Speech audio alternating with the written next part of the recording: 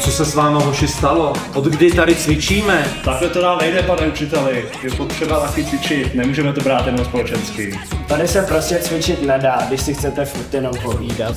Hoši, ale to mi nedělejte, od koho se mám dozvědět, co se ve světě děje. Nechcete si třeba pustit televizi? Tam je tolik informací, až vás to překvapí. To nedělám.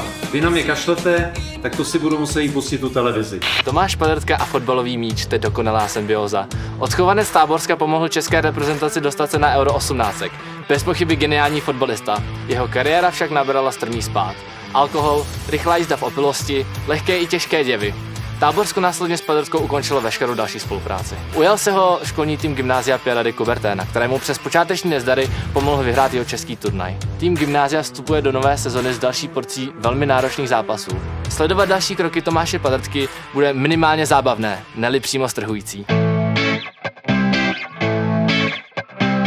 Odmala kopal do míče, bylo to nadějný lvíče. Objevil, co je výčep. Rázem bylo všechno. To snad není možné. Takhle už to dál nejde. Bylo to nadějný výčep. Tady, po tréninku se za mnou zastav. Všechno v píče. Řídí se jak lavina. Tak co chcete, kouči? Pani, to se fakt nedá už. Pokud si chodí aspoň na ty tréninky, tak si hrál tu. Ale ta tvoje disciplína teďka je tragická. No a ta dnešní střelba, Koraslov. Ale no tak kouči, mezi ostatníma úplně vyčnívám. Už by vezli mě ty kapitáni nevěděli, jaký je to vyhrát. A jestli vám vadí, že vás taky neposlouchám na každý slovo, tak si uvědomte, že taky nejste žádný Pep Guardiola. A že moje vlastní řešení jsou prostě někde lepší. Tvůj problém je ten, že ničíš všechno, co se tady snažíme budovat. A dost! A končíš. Si děláte prdel, ne? Co se tímhle dokážete? Budu hledáte dýmka špatnými výkony týmu, začnete u sebe. Teď bez vás, už bychom mohli být mnohem vejš. A dost! Pal si svoje věci a vypal.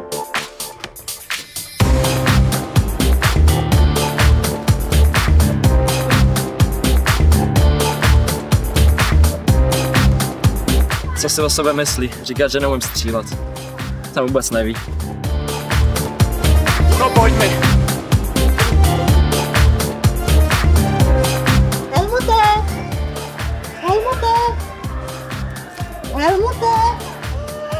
Helmute! A sakra! No počkej! S tebou si to ještě vyřídím! Lavy, řítí se jak lavina lavy. Geniusy jdeli na lavy. Z vrcholu na dno Sparta, Vyšehrad vyhrát padnout. Odmala kopal do míče. Tak kde jsou? Když jsme se jasně domluvili na 19 hodin. Podle mě mají zpoždění, vlastně jako vždycky. Hele a Pady, jsi dobrý? Vypadáš, jako by tě přijel parní válec. Ty taky nevypadáš moc vesele. Po trenálu mě klobouk vyhodil z týmu. Proč? Však jsi byl nejlepší. Protože jsem moc arrogantní a nemám disciplínu. Beze mě by dávno spadli. A co mě nasral. No a máš nějaký nápad, co s tím budeš dělat? Nevím, upřímně fotbal byl jediný důvod, proč do té posrané školy ještě chodím. Ale prosím tě, to se nějak vyřeší. Dáme hlavy dohromady. Ale díky za snahu, ale já o tom teď nechci slyšet. Chci si trochu vyčistit hlavu.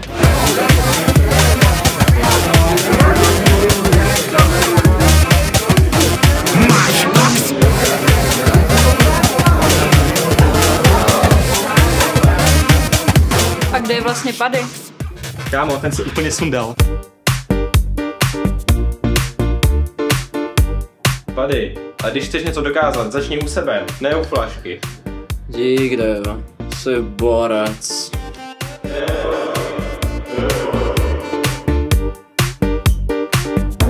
Tak co, napadá vás něco? Ani ne. Lidi, v čem je Pady nejlepší? No, ve fotbale. Přesně tak. On teď někdy má být ten školní fotbalový turnaj, ne? No jasně, tak tam půjdeme jako třída a uděláme třídní tým. Ty jo, docela bych si kopnul. Super, a holky budou dělat rozleskávačky. Hele, na to jsme tady experti my dva. Hele, já jim to nechci kazat, ale myslíš, že ten fotbal je dobrý nápad? Nevím, proč? Všichni jsou úplně leví. Co kdyby se někomu z jiných týmů udělalo špatně? Tak napadej ho, ne? Napadej ho!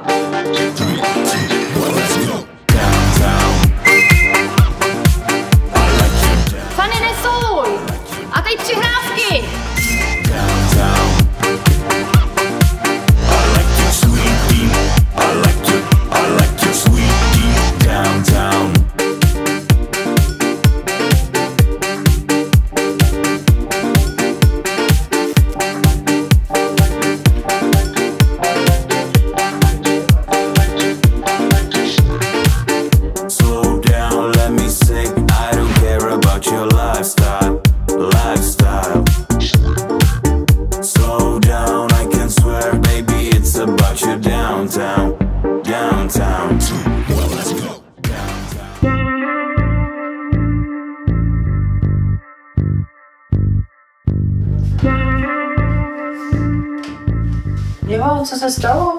No, on ten Grázel, on ho zabil. Helmuta. Tím se netráp. Pojď, zvu tě na kafe.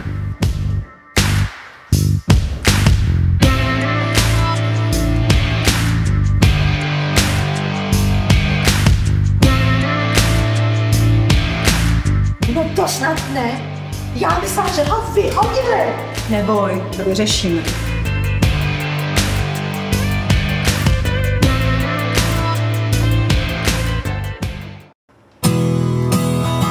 Proč nejdeme tágem? Tágem jezdí socky, za pičoviny neutrácem. Tak dělej, nastupuj, ještě musíme vzano ostatní. Kde jste, týme? Už tu čekáme hodinu. Nemel a nastupuj! Pojďme! Raz, dva, tři a je tu Vojtáno, zdá se, já nakopu ti rýmy jako na běžícím páse. What's the deal? Tak co už to pochopil, proč si ujel těch pár mil, možná abych ti nastínil, co je můj cíl. Ne, není to snaha ukázat ti, jak jsem hrozně skvělý, to by se měl asi hodně rychle po prdeli. Chci tě jenom donutit, dát ruce nad hlavu, vstát ze židle, jít se houpat do davu.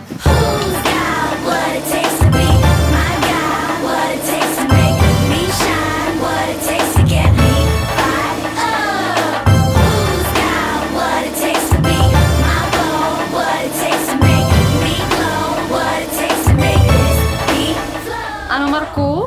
Tak trenérko, jsme tady.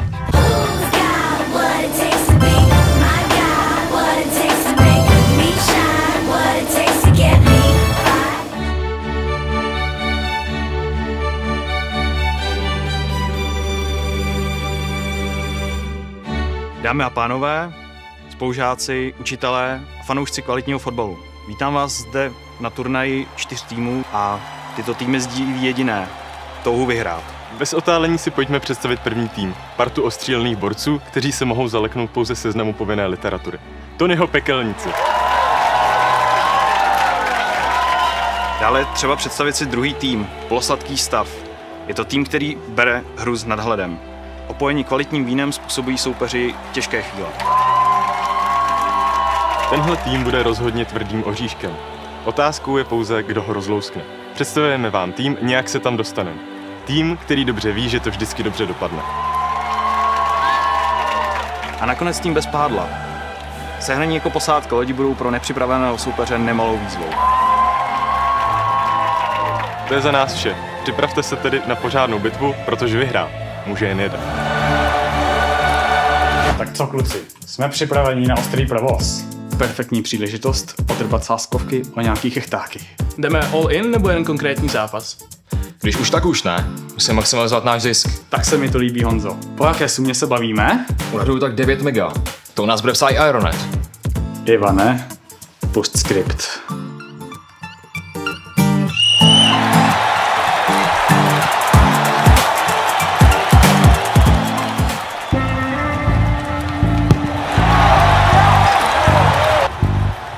Hele Pavlo, Pady dal góla. Fakt to nevypadá dobře. No tak se ho asi musíme nějak zbavit, rozumíme si? Cože? O poločase ho vyřiďte. No tak jo. Tak co? Máme se ho prej zbavit. Fakt?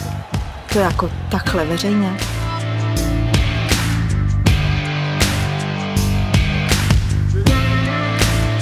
Seš si jistá, že myslela tohle? Nemyslela spíš, ať mu třeba zlomíme nohu nebo tak něco? No řekla, že se ho máme zbavit. A obě snad děláme v tomhle biznesu dost dlouho na to, aby jsme věděli, co to znamená. A jak zařídíš, že s tím bude sám? No nezařídím. Tak to bude velký. OK, teď mě poslouchej, od toho máš oči, co je okolo, se koukej. Lidi se hroutěj, kupujou, louděj, taky z konta svojí vlastní snachy. Máš práci, máš byt, máš káru, chceš víc mít, tak si půjč, máš na to, ty si král, kup zlato, nevíš sám, kam to půjde dál, kam to půjde dál. Vem úvěr, si pán, Pořídíš plazmu, orgasmus, aeroplán. Nemáš plán, vacku vyděláš a hovno splatíš. Nějaký ruský bohatýr se ti lepí na paty. Myslel jsi, že jsi bohatý, jsi nahatý. Dlužíš víc než pomeje, nikdo se ti nesměje, jdeš do kolen. Nejsi vyvolen, si zatracený. Ležíš na zemi, smrdíš, spocený. U hlavy zbraň, kde jsou ty prachy? Máš hrachy, si plachý, poděláš se strachy. To není Matrix, to je realita, karty ležej na stole. Pando. A plus B to celé na druhou se rovná A na druhou plus 2AB plus B na druhou. Výborně. Dej to, ještě si pán, jestli ne tak vzdej. Co tady děláte? To je realita, lolita nalita. To je realita, hlava kvůli keši zabitá. To je realita, nezavírej oči, dávej bacha na hajzli, co po krku ti skočí. To je realita. Pepe, to bude asi pro Pavlu. Hlava kvůli keši zabitá.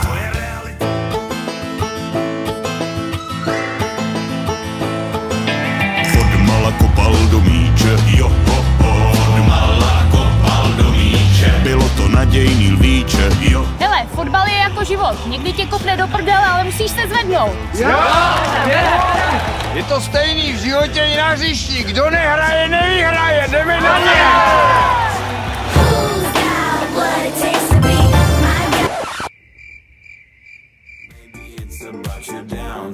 Tak co, sokolíci, jdeme na to?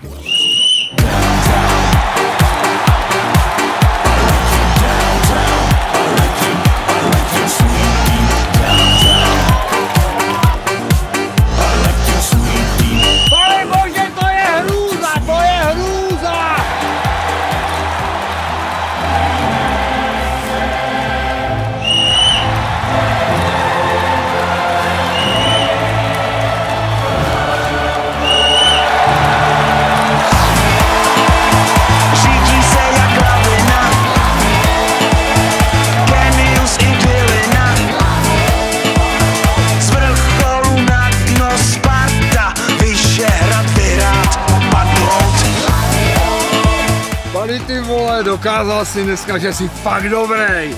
Můžeš se vrátit do školního týmu. Fakt dobrý.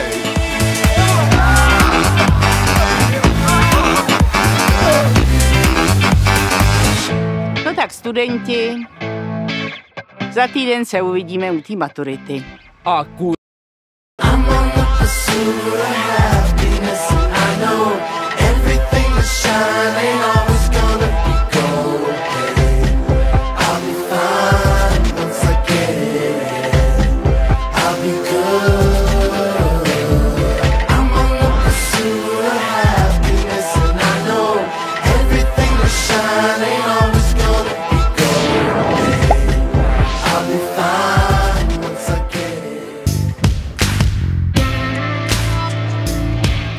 Ahoj, tady to jsem našla. Bude si o to ptávej. Hrdost to je krásná věc, ale úplně k prdu. No, každopádně díky Veru, že si to s nima vyřídila. Veru? Já se ale nemenuji Veronika, já jsem Iva. Každý se nějak jmenuje, o něco se snaží, nakonec všem dojde, že bez učitelů to nejde. Učitel tomu chaosu dá řád. Občas někomu přilepší, někomu přihorší, nakloní rovinu, aby řeka tekla. Dovedeš si představit, jak by byl život nudnej, kdyby bylo všechno spravedlivý? Já teda ne. No a to právě děláme my. Lidi jako já, nebo ty, nebo kdokoliv jiný ve školství. Školství je krásný obor, ale bez učitelů by byl moc férovej a tím pádem nudnej. Ne.